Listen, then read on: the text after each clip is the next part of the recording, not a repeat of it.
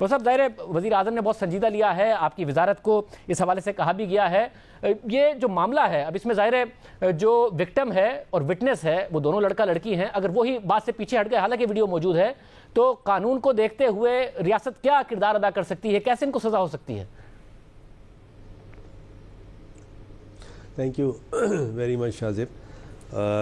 دراصل کرمنل لا تو interior ministry کا سبجیکٹ ہوتا ہے، لیکن نیچرلی ہم بھی اس خبر سے بڑا پرو ایکٹیو ہو گئے. پھر وزیر اعظم صاحب نے بھی ہمیں کہا.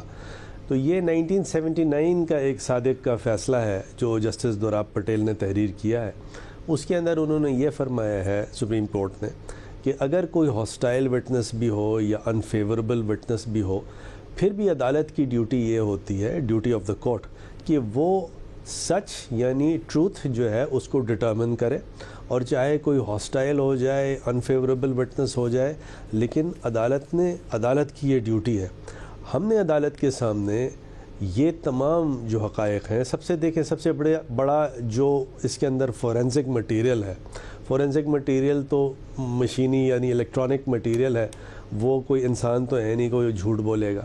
اب وہ جو الیکٹرانک مٹیریل ہے اس کے بارے میں جب سے یہ ویڈیو چلی ہے کسی نے ڈینائی نہیں کیا. نہ ان لوگوں نے جو اب یہ ہاسٹائل ہو گئے ہیں، جو سٹار وٹنسز ہیں، جو سمجھیے وکٹمز بھی ہیں، نہ انہوں نے اس کو کبھی ڈینائی کیا، نہ اس کو کبھی ڈینائی کیا ان اکیوز لوگوں نے. پھر 164 کے آپ نے خود فرمایا ہے کہ ان کا اپنا سٹیٹمنٹ ہے، ساتھ ساتھ انہوں نے آئیڈینٹیفائی کیا ہے ان مجرمان کو. تو دو پاسبلٹیز ہیں، یا تو ان خاتون کو برائبری دی گئی ہے یا یہ ڈر گئی ہیں، کوئی تھریٹ ہے. اچھا تھریٹ کا گاڈ نوز، وہ تھریٹ ہو تو آ کے کمپلین کریں، حکومت ہر طرح تیار ہے.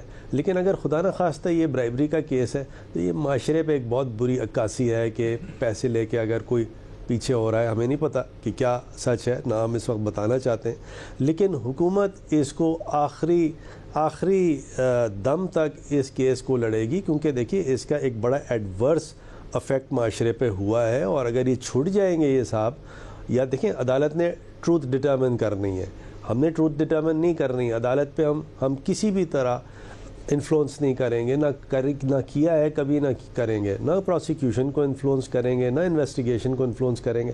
لیکن اسٹیٹ جو اپنا جو رول ہے وہ یہ ہے، ضرور پلے کر رہی ہے، کرے گی. آج میٹنگ بھی ہم نے اسی لیے بلائی آئی جی صاحب کی، اور ہمیں یہ لگتا ہے کہ اتنا آسان نہیں ہوگا کہ اگر برائبری دے کے وہ ریزائل کر گئی ہیں تو اس سے کوئی فرق نہیں پڑے گا انشاءاللہ.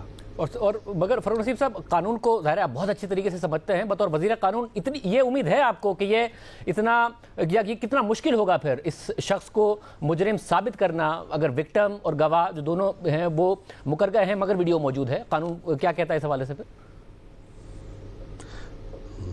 دیکھیں میں تو ابھی بھی لا منسٹر بھی ہوں، اور اگر کوئی کیس نہیں بنتا ہوتا تو گورنمنٹ کو میں ایڈوائز یہی کرتا ہوں کہ جی یہ بنتا نہیں ہے، ایویڈنس ناکافی ہے، اس پہ پیچھے نہیں جانا چاہیے، اس کیس کو ٹائم نہیں خراب کرنا چاہیے. لیکن یہ والا جو کیس ہے عثمان مرزا کا، یہ اتنا گلیرنگ ہے، اتنی جو اس کی ویڈیو چلی ہے اور اس کا جو فورینسک رپورٹ ہے with regard to the video, اب وہ اتنی گلیرنگ ہے کہ دنیا جہاں میں جو کنوکشنز ہیں کرمنل لا میں وہ الیکٹرانکلی آبٹینڈ ایویڈنسز پہ ہوتے ہیں. اور پاکستان میں بھی یہ 1983-84 سے قانون ہے، آرٹیکل 164 ہے، جس میں اس طرح کی بات کی گئی ہے کہ الیکٹرانکلی یا جو ماڈرن ڈیوائسز ہیں ان سے اگر کوئی ایویڈنس آئے گی تو عدالت اس کو ایڈمیسیبل ٹریٹ کرے گی اور اس پہ کنوکشن یا کوئٹل ہو سکتا ہے. تو یہ وہی کیس ہے جس پہ انشاءاللہ العزیز مجھے پوری امید ہے. اور مطلب مجھے نہیں لگتا کہ ٹھیک ہے اس نے اگر ان کو تھریٹ دیا ہے یا برائب کیا ہے، میں اس پہ نہیں جاتا، لیکن صرف اس کیس میں وٹنس کے ریزائل ہونے سے یا کمپلیننٹ کے وکٹم سے ریزائل ہونے سے کوئی فرق نہیں پڑے گا. اور فاروق صاحب عام طور پر اب ظاہر یہ کیس تو بہت لائم لائٹ میں آیا، اس سوشل میڈیا پر آیا، نیشنل میڈیا پر آیا، ساتھ میں الیکٹرانک میڈیا پر، ساتھ میں وزیر اعظم نے بھی اس کا نوٹس لیا. مگر ایسے متعدد کیسز ہوتے ہیں، واقعات ہوتے ہیں، ویڈیوز نہیں ہوتی ہے، مگر کبھی برائب کا معاملہ، کبھی تھریٹ کا معاملہ، کبھی فیملیز کی طرف سے بڑا پریشر ہوتا ہے وکٹم کے اوپر کہ جی کہاں اس مسئلے میں اور کورٹ کچہری کے چکر میں پڑنا ہے، تو یہ معاملات پھر نہیں آگے بڑھ پاتے ہیں. تو اس کا کیا سدباب ہو کہ اس قسم کے واقعات میں یہ نہ تھریٹ، نہ برائب، نہ ہی فیملی پریشر جو ہے وہ انصاف کو روک سکیں؟ مجھے 2 منٹ دیجیے گا, بہت امپورٹنٹ آپ نے یہ پوائنٹ ریز کیا ہے. دیکھیے ہم یہ بہت زبردست کرمنل ریفارمز لے کے آ رہے ہیں, میرے خیال میں ہفتے 10 دن میں یہ پارلیمنٹ میں ہوں گے. بڑی اس میں ارکریزی کی گئی ہے. یہ تو 1898 وغیرہ کا 95 کا قانون تھا انگریز کا, اور وہ کرمنل جسٹس سسٹم تھا, وہ بالکل آرکیک تھا. ہم نے کمپلیٹ سٹیک ہولڈرز سے مشاورت کی ہے, بار ایسوسیشنز, بار کونسل, ان کو بھی لیٹر دیے ہیں, اپوزیشن سے بھی پوچھا ہے ہم نے, تمام کیبنٹ سے, M N As, M P A, police والوں سے, اور ایکسپرٹس جو ہیں کرمنل جسٹس سسٹم کے, لائرز ہوں یا ادر دین لائرز ہوں, ان سب سے پوچھ کے ایک بھرپور ایک کرمنل ریفارمز ہی تیار ہو گئے ہیں. یہ آپ سمجھیے ہفتے 10 دن میں پارلیمان میں آئیں گے, اور اس کے بعد آپ دیکھیے گا کہ کرمنل جسٹس سسٹم میں ایک ایسا بھرپور انقلاب آئے گا, یہ آپ کے سامنے ہوگا. اور یہ اس سے پہلے جو ہم نے جو امینڈمنٹس کیے, اب جیسے سول پروسیجر کوڈ کے امینڈمنٹس ہیں, یہ لوگ آپ سے بات نہیں کرتے, آپ کو بتاتے نہیں. آپ پوچھیں اسلام آباد میں سب سے زیادہ یہ افیکٹولی امپلیمنٹڈ ہے. جس طرح ایکسپیڈیشسلی سول کیسز کے فیصلے ہو رہے ہیں, آج سے پہلے کبھی نہیں ہوا ہے. انہیریٹنس لاء میں ہم نے جو امینڈمنٹس کیے, تو جہاں 7-8 سال لگتے تھے, 15 دن میں انہیریٹنس کے سرٹیفکیٹس مل رہے ہیں.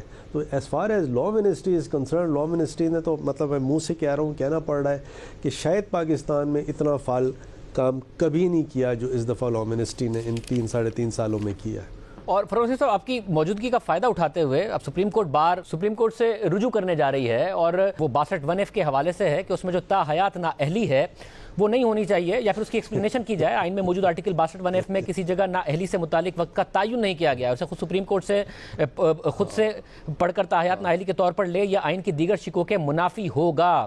تو آپ سمجھتے ہیں کہ واقعی اس کا تعین خود سپریم کورٹ کو کرنا چاہیے؟ ایک منٹ ٹھہر جائیے. In other word, supreme court bar association نے ایک کیوریٹو ریویو فائل کیا ہے. میں اس کے علاوہ کچھ نہیں کہوں گا. یعنی جو کیوریٹو ریویو کے جو نقاد ہیں ان کو بھی پتہ ہے کہ کیوریٹو ریویو ایگزسٹ کرتا ہے, اور یہی remedy supreme court bar association جو ہے وہ کرنے گئی ہے یا جا رہی ہے. جہاں تک کہ میرٹ کی بات ہے, یہ پھر میں خیال میں کسی اور پروگرام پہ اس پہ ڈسکس کریں گے کہ ان کی اس پیٹیشن میں کتنی جان ہوگی سپریم کورٹ بار کی. ویسے مگر کیونکہ متعدد کیسز اس سے متاثر ہو سکتے ہیں, بجائے کسی ایک کیس کے, آپ سمجھتے ہیں کسی ایک کیس کے کیوریٹو ریویو کے طور پر گئے؟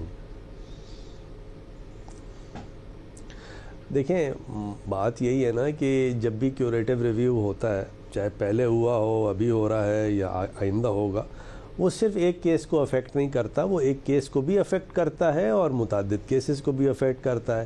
اب جیسے فار ایگزامپل یہ کیس اگر الاؤ ہو جائے تو اس کے بھی تو بینیفیشری 2-4 لوگ ہیں نا, اس کے بھی تو بینیفیشری مطلب پورا 22 کروڑ لوگ تو ڈسکوالیفائی نہیں ہوئے ہیں. جو 1-2 لوگ ڈسکوالیفائی ہوئے ہیں تو وہی اس کے بینیفیشری ہوں گے نا, اور تو کوئی نہیں ہے. تو لہٰذا تھوڑا سا شاہزیب بڑا دا نائٹ از ینگ, ابھی اس پہ بہت ڈسکشن ہوگا انشاءاللہ. مگر مجھے اگر قانونی آپ کی رائے کیا ہوگی, کیونکہ ایک وہ یہ کہہ رہے ہیں کہ آرٹیکل 184 کے تحت کسی کو تاحیات نااہل ہوتا ہے تو اس میں 2 مسئلے جنم لیتے ہیں. ایک تو سزا یافتہ شخص سے توبہ اور اپنی غلطی درست کرنے کا موقع چلا جاتا ہے, وہیں اس کے پاس رائٹ آف اپیل بھی نہیں رہتا, جرح کوئی نہیں ہوتی جس بنیاد پر بھی اس کو تاحیات نااہل کیا جا رہا ہے.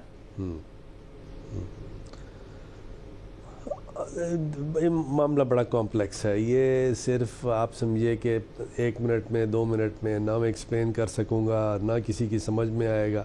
یہ بڑا آپ سمجھیے جو 62(1)(f) کا جو کانسیپٹ انووک کیا ہے جسٹس بندیال نے اپنے اس ججمنٹ میں, تو وہ اس کا ڈسکشن obviously میری اپنی ایک اوپینین ہے, میں اس کو اس وقت ڈسکلوز نہیں کرنا چاہتا. بہت شکریہ.